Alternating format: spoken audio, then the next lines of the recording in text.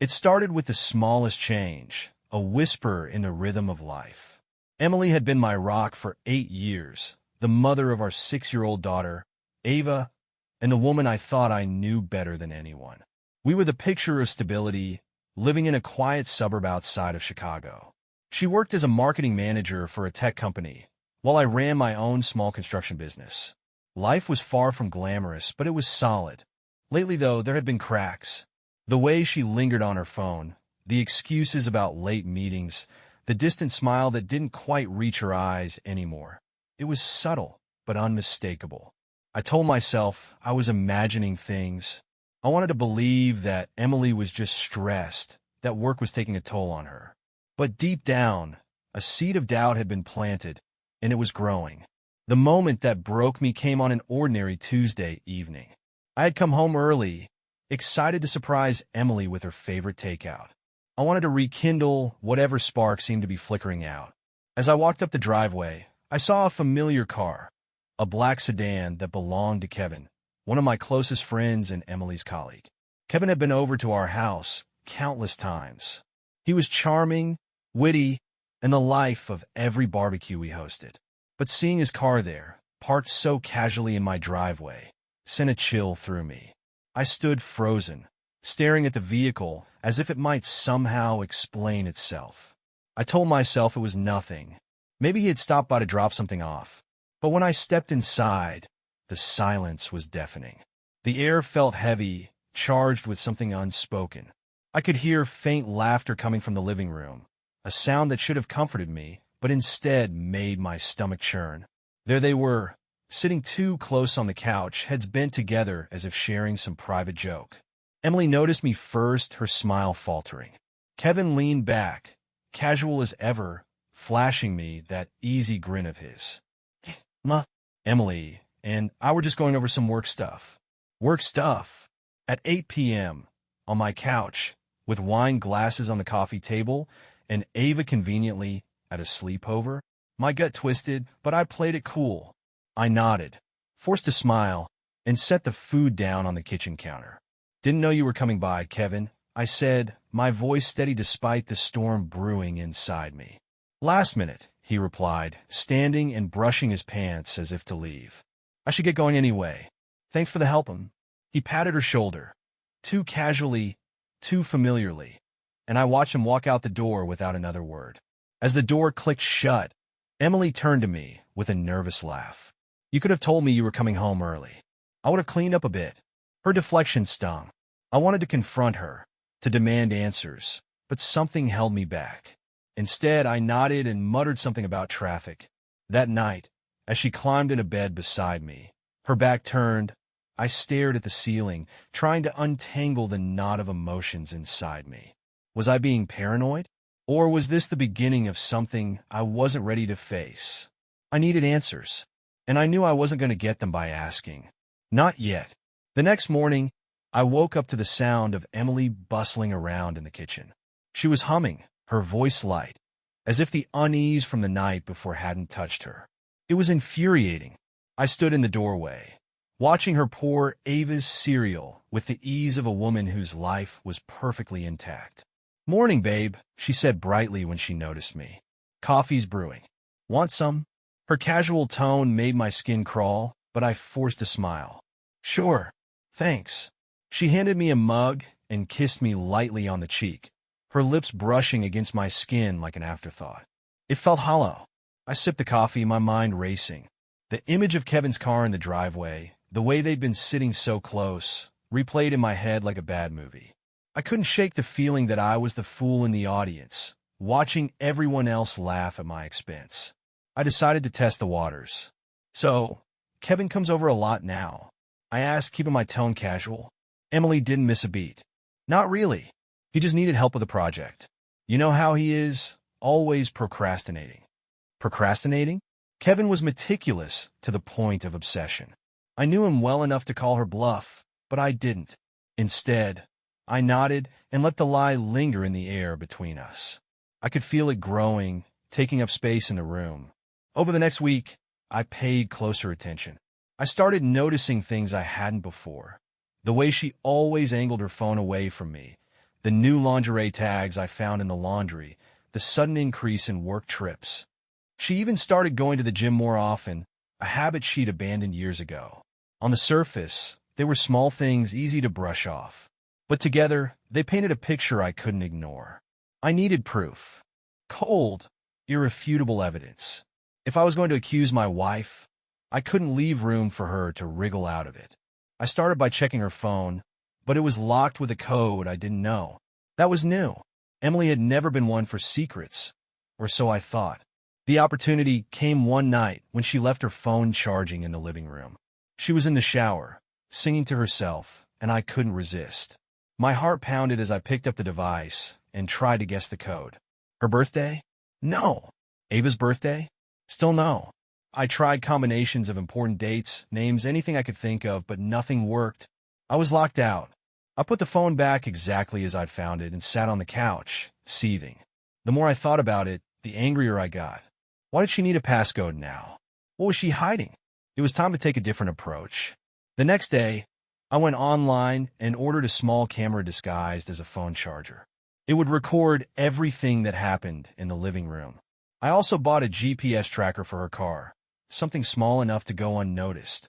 I installed both that weekend while she was out running errands. My hands trembled as I placed the tracker under her car's bumper, securing it with magnets. The camera was easier, just plug it in and let it do its job. As I worked, I felt a mix of guilt and exhilaration. I hated what I was doing, but I had no choice. I had to know. By Monday, the waiting had become unbearable. I checked the GPS app constantly, watching her car's movements like a hawk.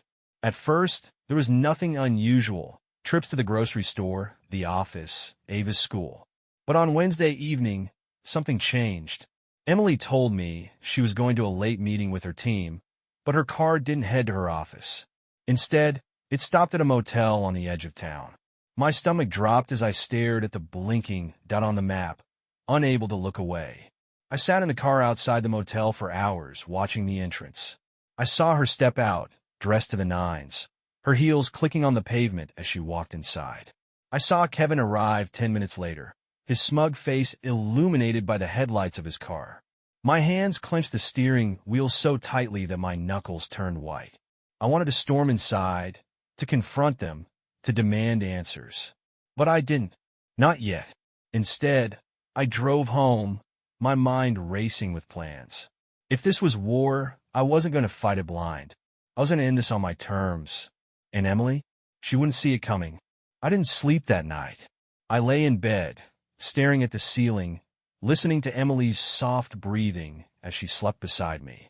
The sound used to comfort me, but now it felt like a mockery, a lullaby of lies. My thoughts churned, dark and vengeful, as I pieced together the puzzle of her betrayal.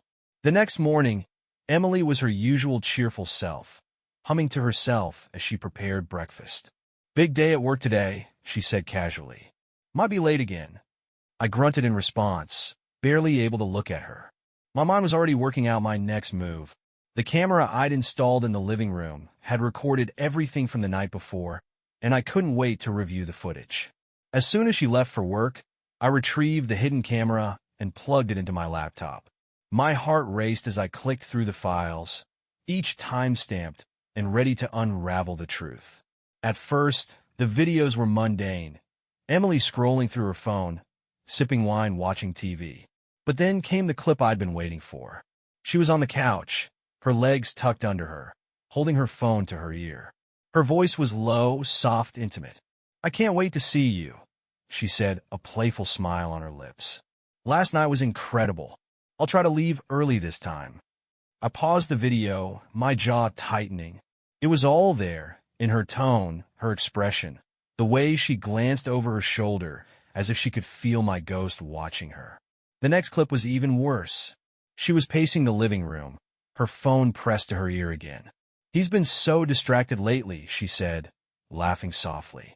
"I think he suspects something, but he's too much of a coward to confront me. You know how he is, always so predictable." Predictable. The word stung more than I cared to admit. If she thought I was predictable, then she was about to learn just how wrong she was. By the time I finished watching, My fury had crystallized into something cold and sharp. I wasn't just angry, I was determined. This wasn't going to end with a screaming match or a slammed door. Emily had dismantled our life piece by piece, and I was going to make sure she felt the weight of every choice she'd made. But first, I had to protect Ava. She was the only innocent in this mess, and I wasn't going to let her get caught in the crossfire. I spent the afternoon consulting a lawyer, laying the groundwork for custody arrangements. The attorney was thorough and direct, explaining the steps I'd need to take to secure full custody. It wasn't going to be easy, but I was willing to do whatever it took. When I got home, I made sure to act normal, friendly even. I helped Ava with her homework, played her favorite board game, and read her a bedtime story. Emily watched us from the doorway, a glass of wine in her hand, her expression unreadable. "You're in a good mood tonight," she said as I tucked Ava in. "Just trying to focus on what matters," I replied, my tone neutral. Later that night, as Emily slept beside me, I logged into the GPS tracker and checked her car's location. Sure enough, she'd been back to the motel that day. The pattern was clear now, as predictable as she claimed I was. But what she didn't know was that every step she took was leading her deeper into my trap. I wasn't just watching her anymore. I was building a case. Every GPS log, every recording, every late-night lie was another piece of evidence in my arsenal. I was done being the fool. The man she thought was predictable was gone, replaced by someone she wouldn't recognize. And when the time came to confront her, I wasn't just going to expose her betrayal. I was going to destroy her carefully constructed facade. For Ava. For me. For the life she'd tried to ruin. And she wouldn't see it coming. The next few weeks felt like a high-stakes game of chess. Every move Emily made, I countered silently, preparing for the endgame. She had no idea I was watching her so closely, no clue that I was assembling every shred of evidence like a prosecutor building an airtight case. The tension inside me built with every passing day, but I forced myself to stay calm. I had to wait for the perfect moment. Emily's work trips became more frequent, and each time, her lies grew bolder. I tracked her every move through the GPS and watched her every interaction on the hidden camera. Every time she walked out the door, she seemed lighter, happier, like she was escaping some invisible weight. Meanwhile, I was left at home, holding the pieces of our broken life. One Saturday, she told me she had an all-day team-building event. "It's mandatory," she said with a shrug, her tone casual. "I'll be home late." I nodded, masking my suspicion. "Have fun." As soon as she left, I followed her GPS signal. Sure enough, she wasn't headed to the office. Her car stopped at a park on the other side of town, a secluded area where people often went to meet in secret. I parked a safe distance away and waited, my heart pounding. A few minutes later, another car pulled up beside hers. Kevin stepped out, looking around cautiously before opening Emily's door. She slid out, dressed casually in jeans and a sweater, but the way she looked at him wasn't casual at all. They hugged, lingering a little too long, before walking toward a trailhead together. I stayed in my car, gripping the steering wheel so tightly my knuckles turned white. It took everything I had not to confront them right then and there, but I wasn't ready. Not yet. I needed to be smarter than that. Instead, I grabbed my phone and snapped a few photos. The way her hand rested on his arm, the way they leaned into each other as they walked, it was all there, plain as day. The betrayal burned in my chest like a brand, but I pushed the pain aside. I wasn't going to let my emotions ruin my plan. That night, Emily came home late, her cheeks flushed and her hair slightly tousled. "Team building ran longer than I expected," she said with an apologetic smile. "I'm exhausted." I forced a smile. "Sounds like it was a good day." "It was." She kissed me on the cheek, her lips lingering just a moment too long, as if to erase any doubts I might have. But the truth was, I had no doubts left. The next day, I met with my lawyer again. I handed over the photos, the GPS logs, and the recordings from the hidden camera. The lawyer's expression was grim as she flipped through the evidence. "This is solid," she said, looking up at me. "It'll help you in court, especially with custody. But you'll need more than proof of the affair to win full custody of Ava. You'll need to show that staying with you is in her best interest. I nodded, already a step ahead. Emily's affair wasn't just about betrayal. It was about the kind of mother she was becoming. I'd noticed how distracted she was with Ava lately, how quick she was to hand her an iPad or send her outside to play so she could sneak off to her phone. Ava deserved better, and I was going to make sure she got it. That night, as Emily sat on the couch scrolling through her phone, I joined her, acting as if everything was normal. I casually mentioned that I'd been thinking about taking Ava on a trip, just the two of us, to spend some quality time together. That sounds nice, Emily said, not looking up from her screen. Where are you thinking of going? Maybe the cabin, I said. She loves it up there. Emily nodded absently. Sure, just let me know when so I can plan my schedule. Her indifference stung, but I kept my expression neutral. The cabin was our family's safe haven, a quiet retreat nestled in the woods. I decided it would be the perfect place to take Ava when everything came crashing down. She deserved a sanctuary, far away from the fallout that was coming. As I watched Emily that night, I realized just how far apart we'd grown. The woman I'd loved for 8 years, the mother of my child, had become a stranger. And yet, she still had no idea what was coming. The storm was gathering, and Emily was standing right in its path. The days blurred together as I prepared for the confrontation. Emily continued her charade, blissfully unaware of the trap I was setting. I played my part perfectly, the loving husband, the doting father, the man who believed in her lies. Each evening we shared dinner as a family, and I tucked Ava into bed with stories and kisses. But every night, after the house fell silent, I combed through the growing mountain of evidence. One evening, a breakthrough came. The camera caught her talking on the phone with Kevin, her voice hushed but urgent. I don't know how much longer I can keep doing this, she said, pacing the living room. It's exhausting, Kevin. He's always watching, always asking questions. I froze, my breath catching in my throat. Was she onto me? Kevin's voice came through faintly, but I couldn't make out his words. Emily sighed, her frustration palpable. No, he doesn't know. He's too naive for that. But sometimes I wish he'd figure it out. At least then, we wouldn't have to sneak around. Naive. The word cut like a knife. She was so confident, so sure of herself, that she didn't even consider the possibility that I already knew everything. The next morning, I decided to escalate my plan. I told Emily I'd be taking Ava to the cabin for a weekend getaway. She's been asking about it, I said, keeping my tone light. Just the two of us? Some father-daughter bonding time. Emily barely looked up from her phone. That's fine. I'll use the time to catch up on work. Her indifference was almost laughable. Did she really think I was that clueless? Or did she just not care anymore? The weekend arrived quickly, and Ava and I packed up the car and headed to the cabin. She was excited, chattering the whole way about the hikes we'd take and the esmores we'd make. Her joy was a stark contrast to the turmoil in my chest, but I pushed my emotions aside. This trip was for her, for us. The cabin was as peaceful as ever, nestled deep in the woods and surrounded by towering pines. Ava and I spent our days exploring the trails, skipping stones in the lake, and roasting marshmallows by the fire. For a little while, I felt like everything was normal, like I wasn't standing on the edge of a cliff. On the second night, after Ava had fallen asleep, I sat on the porch with a beer in hand, staring out at the dark expanse of trees. My phone buzzed in my pocket, and I pulled it out to find a message from my lawyer.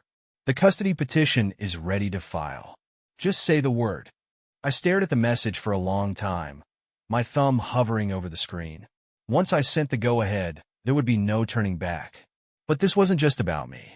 It was about Ava and the life she deserved, a life free from Emily's lies and betrayal. With a deep breath, I typed out my response. Do it. When Ava and I returned home on Sunday evening, Emily was waiting for us in the kitchen, a glass of wine in hand. She smiled when she saw Ava, pulling her into a warm hug. Did you have fun, sweetheart? Ava nodded enthusiastically. It was the best, Mommy. Daddy and I went on hikes, and we saw a deer in... That's wonderful, Emily said, cutting her off. Why don't you go unpack, and I'll make us some dinner? Ava scampered off, leaving me alone with Emily. She looked at me, her smile faltering slightly. You look tired. Long drive? I replied, my voice steady. Thanks for taking her, she said, her tone almost sincere. She really needed this. I nodded, forcing a smile. So did I. As Emily turned back to the counter, I felt a strange sense of calm wash over me. I was ready. The papers would be served in the morning, and the first domino would fall. Emily thought she was in control, thought she could juggle her lies and keep her secrets buried. But she was wrong. This wasn't just about ending our marriage. This was about reclaiming my life and protecting my daughter from the fallout. The clock was ticking, and Emily's perfect little world was about to come crashing down. She just didn't know it yet. Monday morning arrived with a strange sense of clarity. The papers were filed, the plan was in motion, and Emily had no idea her world was beginning to crumble. I left for work as usual, my routine as seamless as ever. But this time I had an edge. I knew what was coming, even if she didn't. At lunch, I got the confirmation email from my lawyer. The divorce papers had been served to Emily's workplace. I could imagine her expression, the way her carefully curated mask would falter when she saw my name on those documents. She wouldn't dare call me at work. It would be too incriminating, but I braced myself for the storm that would come when I walked through the door that evening. When I arrived home, the house was eerily quiet. Emily's car was in the driveway, but the usual hum of her favorite TV show was missing. Ava was at her friend's house for a sleepover, leaving us alone for what I knew would be the most explosive confrontation of our marriage. I found Emily in the kitchen, standing at the counter with the papers spread out in front of her. A wine glass sat untouched beside her. Her expression was unreadable, her eyes fixed on the document as if staring at it long enough would make it disappear. You served me at work, she said without looking up, her voice cold. It seemed fitting, I replied, leaning against the doorway. You've been conducting half your life there, haven't you? Her head snapped up, her eyes narrowing. What's that supposed to mean? You tell me, I said, my tone calm but laced with steel. You're the one sneaking around with Kevin. Or should I say, we're sneaking around? That little secret isn't so secret anymore. Emily's face paled, but she quickly recovered, crossing her arms over her chest. You've been spying on me? Don't turn this around on me, I snapped, my composure slipping. I wouldn't have had a spy if you weren't lying to me every time you opened your mouth. Late meetings? Work trips? You must have thought I was a damn fool. She scoffed, her bravado crumbling. Maybe if you'd been more attentive, I wouldn't have needed Kevin. There it was, the knife, twisted and buried deep. My jaw clenched, but I refused to give her the reaction she wanted. Don't you dare try to blame this on me. I've been nothing but good to you, faithful, supportive. I've given you a home, a family, and this is how you repay me. Her eyes flashed with anger, but I could see the cracks forming in her armor. Do you even hear yourself? You think buying me a house makes you a saint? You're boring, Jack. Predictable.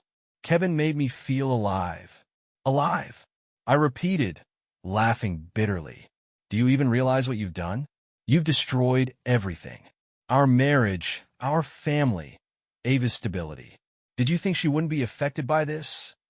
Emily's face softened slightly, guilt flickering in her eyes. I never wanted to hurt Ava. But you did, I said, my voice cold. And you'll hurt her even more when she finds out why we're divorcing. Do you think she'll forgive you for tearing apart her family because you needed to feel alive? Emily opened her mouth to respond but stopped, her eyes darting away. For the first time, she looked uncertain, as if the weight of her choices was finally sinking in. I stepped closer, my voice low but firm. You wanted excitement, Emily? Well, here's a thrill for you. I've filed for full custody of Ava. And trust me, you're not going to win. I have everything, texts, photos, GPS logs, videos. The courts will see you for who you really are. Her eyes widened, panic flashing across her face. You can't do that, she whispered. Watch me, I said, my tone deadly. You thought I was predictable, didn't you? Thought I'd just sit back and take it? Well, you were wrong. I've been planning this for weeks, Emily, and there's no undoing it. For the first time since this nightmare began, she looked genuinely afraid. Her hands trembled as she reached for her wine glass, her usual confidence nowhere to be found. I walked away before she could respond, leaving her to stew in the ruins of her lies. Upstairs, I closed the door to Ava's room and sat on her bed, taking in the quiet. This wasn't just about revenge anymore. It was about justice, about protecting my daughter from a woman who had put her own selfish desires above everything else. Emily thought she was untouchable, but she was wrong. And as the walls closed in around her, I felt something I hadn't in weeks. Peace. For the first time, I was in control. And Emily? She was just beginning to feel what it was like to lose. The next morning was tense. Emily avoided me entirely, her silence a shield against the chaos swirling in her mind. Ava came home from her sleepover, blissfully unaware of the turmoil beneath the surface. I spent the day doting on her, helping her with a school project and playing her favorite board game. Emily stayed in the bedroom, claiming a headache, but I knew better. She was plotting. That evening, as I tucked Ava into bed, Emily finally emerged. Her hair was disheveled, her eyes rimmed with red. "We need to talk," she said, her voice quieter than usual. I followed her to the living room, where she sat on the edge of the couch, wringing her hands. For a brief moment, I saw the vulnerability she worked so hard to hide. It would have softened me once. Now it only made me feel colder. "I made a mistake," she began, her voice trembling. "I let things go too far with Kevin. It was stupid and reckless, and I don't even know why I did it." Her words might have sounded sincere if I didn't already know her better. This wasn't remorse. This was desperation. She'd been backed into a corner, and she was scrambling to salvage what she could. "You don't know why?" I asked, my tone razor-sharp. "Do you want me to remind you? You were bored. You wanted excitement. And you decided to destroy our family to get it." Her eyes filled with tears, but I didn't stop. "You knew exactly what you were doing, Emily. You lied to me. You lied to Ava. And now you think a half-hearted apology is going to fix this?" "I'm not asking you to forgive me," she said quickly. "I know I screwed up, Jack. But Ava, she needs her mother. You can't take her away from me." I leaned forward, meeting her gaze. "You're right. Ava does need her mother. She needs a mother who puts her first, who doesn't lie and cheat and treat her family like an afterthought. Can you honestly tell me you've been that mother?" She flinched, her hands gripping the edge of the couch. "I love her," she said, her voice cracking. "I've always loved her." "Then why wasn't that enough to stop you?" I asked, my voice rising. "Why wasn't our family enough?" She didn't answer. She couldn't.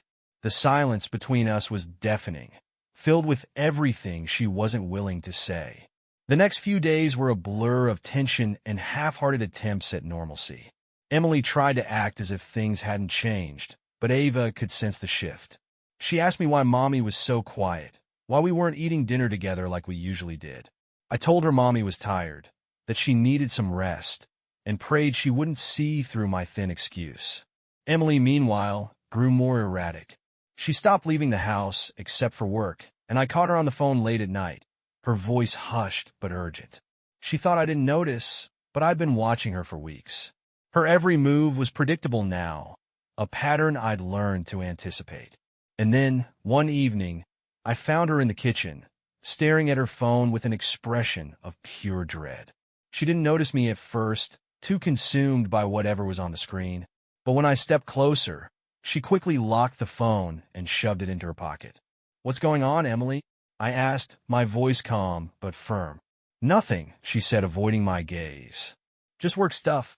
"Work stuff," I repeated, nodding slowly. "You mean like the kind of work you did with Kevin?"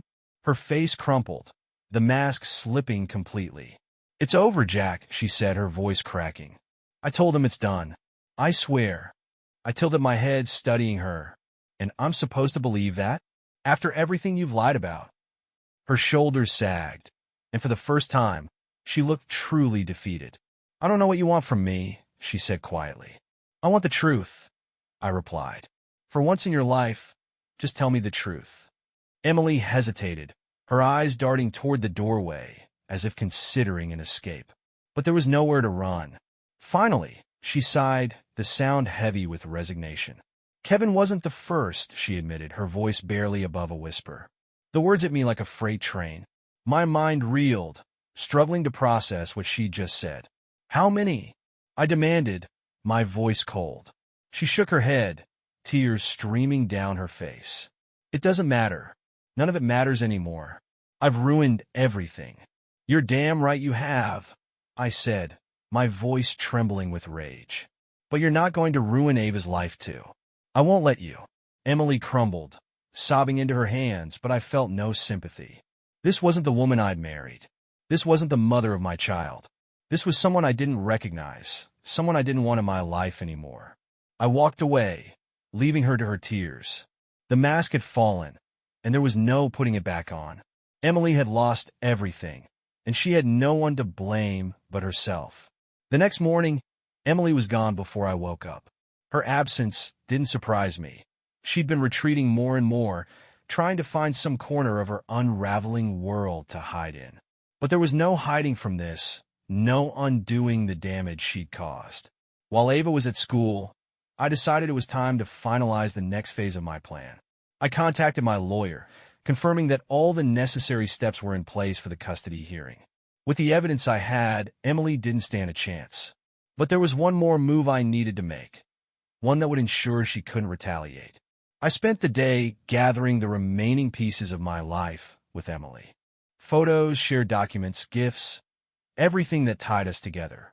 I packed them into a box, taping it shut with a finality that felt oddly satisfying. By the time Ava came home, the house already felt lighter, as if the weight of Emily's lies was beginning to lift. Emily returned late that evening. Her face was pale, her eyes hollow, and she looked like she hadn't slept. She barely acknowledged me as she walked past, heading straight for the bedroom. I followed her, my heart pounding. "Emily," I said, closing the door behind me. "We need to talk." She turned, her shoulders slumped. "I'm tired, Jack. Can this wait?" "No," I said firmly. "It can't." She sat on the edge of the bed, her hands clasped tightly in her lap. "What now?" she asked, her voice brittle. "I know about everything," I said, my voice calm but resolute. "Not just Kevin. All of it." Her head snapped up, her eyes wide with fear. "What are you talking about?" I pulled my phone from my pocket and opened a folder labeled Emily's Secrets. I held it up, letting her see the damning evidence, the photos, the videos, the GPS logs. "This," I said, "this is what I'm talking about." Her face crumpled, and she shook her head. "You've been spying on me," she whispered. "I've been protecting myself," I replied. "And Ava, you've been lying to us for years, Emily. Did you really think you could keep this hidden forever?" She stared at the floor, her hands trembling. "I never meant for it to get this bad," she said weakly. Stop." I interrupted, my voice sharp. "I don't want excuses. I want accountability. I want you to admit what you've done." Her silence was deafening, a void filled with the weight of her guilt. Finally, she looked up at me, tears streaming down her face. "I'm sorry," she said, her voice breaking. "I'm so sorry." "Sorry doesn't fix this," I said coldly. "Sorry doesn't erase what you've done to me, to Ava, to our family." She buried her face in her hands, sobbing, but I felt no sympathy. Her tears were too little, too late. The next morning, I woke early and began putting the final touches on my plan. I left the custody papers on the kitchen counter, along with a letter explaining everything. By the time Emily woke up, Ava and I were already gone. We drove to the cabin, the one place where I felt like I could breathe. Ava chattered happily in the back seat, oblivious to the storm that was brewing. I glanced at her in the rearview mirror, my heart swelling with a mix of love and determination. She was my reason for everything, the anchor that kept me grounded. At the cabin, we spent the day exploring the woods and playing games. I laughed with her, smiled with her, and for the first time in weeks, I felt a glimmer of hope. This was our fresh start, our chance to rebuild. That evening, as Ava slept soundly in her room, I sat on the porch with a glass of whiskey, staring at the stars. My phone buzzed, and I glanced at the screen to see Emily's name. I ignored it. Another message came through, this time filled with frantic pleas. Jack, please. I need to talk to you. We can fix this. Just come home. I deleted the message and turned off my phone. There was no going back. Emily had made her choices, and now she would live with the consequences. This wasn't just about revenge anymore. It was about justice, about reclaiming my life and protecting Ava's future. Emily had shattered our family, but she wouldn't take everything from me. The final blow had been dealt, and there was no undoing it. Back at the cabin, life began to take on a quiet rhythm. Ava and I spent our days exploring the woods and roasting marshmallows by the fire at night. I felt a semblance of peace, but deep down, I knew this was only the calm before the storm. On the third evening, I turned my phone back on. Immediately, it buzzed with a flood of missed calls and messages from Emily. Most were pleas for reconciliation, but as I scrolled through, the tone shifted. Her desperation turned into anger, her words sharper, accusing me of running away, of manipulating Ava. I put the phone down, her accusations ringing hollow. She still didn't understand. This wasn't about running, it was about protecting what mattered most. 2 days later, the doorbell at the cabin rang. Ava was coloring at the kitchen table, oblivious to the tension that jolted through me. I opened the door to find Emily standing there, her face flushed and her eyes wild. "What the hell are you doing, Jack?" she snapped, shoving past me into the cabin. "You can't just take Ava like this." "I didn't take her," I said calmly, closing the door behind her. "She's my daughter too, and I'm giving her the stability you couldn't." Emily whirled around, her anger palpable. "You're using her to punish me. You don't get to make that decision unilaterally." I crossed my arms, meeting her glare head-on. "You made this decision, Emily. Every lie, every betrayal. That was you. You left me no choice." Her voice broke as she said, "I never stopped loving you, Jack." The words might have meant something once, but now they only fueled my resolve. "You don't destroy the people you love," I said, my voice steady. "You don't lie to them, cheat on them, and expect them to just forgive you." Her shoulders slumped, the fight draining out of her. For the first time, she looked truly defeated. "I don't know what to do," she whispered. "Then let me make it simple for you," I said. "You'll get your visitation rights. You'll still be in Ava's life. But this," I gestured between us, "this is over. Completely." Emily's eyes filled with tears, and for a moment, I almost felt a flicker of pity. But it passed quickly. She had made her choices. She had shattered our life, and I wasn't going to let her pick up the pieces on her terms. "Leave, Emily," I said, my voice cold. "Before Ava sees you like this." She stared at me, her lips trembling as if she wanted to say something else, but no words came. Finally, she turned and walked out the door, slamming it behind her. That night, I sat on the porch, staring out at the dark woods. I felt lighter, freer, as if a weight had been lifted from my shoulders. Emily's visit had been the final nail in the coffin, the last confirmation that I was making the right decision. Inside, Ava was asleep, her small chest rising and falling in the glow of the bedside lamp. I stood in the doorway, watching her, feeling an overwhelming sense of purpose. This was why I had done everything, to protect her, to give her the life she deserved. Emily was gone now, but the fight wasn't over. The custody battle would be long and bitter, and I knew she wouldn't give up easily. But I was ready. Every step I'd taken, every decision I'd made, had led to this moment. I turned off the light and closed Ava's door, the future stretching out before me. It wouldn't be easy, but for the first time in months, I felt like I could face it. The storm had passed, and I was still standing. The weeks that followed were a whirlwind of legal proceedings, tense negotiations, and emotional strain. Emily fought hard, her fiery defiance making every step of the custody battle a grueling challenge. She pulled every card she could, claims of being a devoted mother, accusations of me being too rigid or controlling. But the evidence I'd gathered was undeniable. Every lie, every betrayal, every neglectful decision she'd made as a mother was laid bare in court. My lawyer presented the GPS logs, the photos, the videos all meticulously documented. Emily's arguments crumbled under the weight of her actions, her attempts at deflection ringing hollow. In the end, the judge ruled in my favor. Full custody of Ava was awarded to me, with Emily granted limited visitation rights. She sat across the courtroom, her face pale and her eyes distant, as the verdict was read. I felt no triumph, no satisfaction, just a quiet sense of justice. This wasn't about winning. It was about ensuring Ava had the stable, loving environment she deserved. After the court proceedings, Emily tried to speak to me as we exited the building. Her voice was soft, almost pleading. "Jack, I know I've made mistakes, but can't we at least try to fix this? For Ava." I looked at her, the woman I had once loved more than anything, and shook my head. "This isn't something you can fix, Emily. You didn't just hurt me, you hurt her. And she deserves better than the version of you that did this." Her eyes filled with tears, and for a moment, I thought she might argue.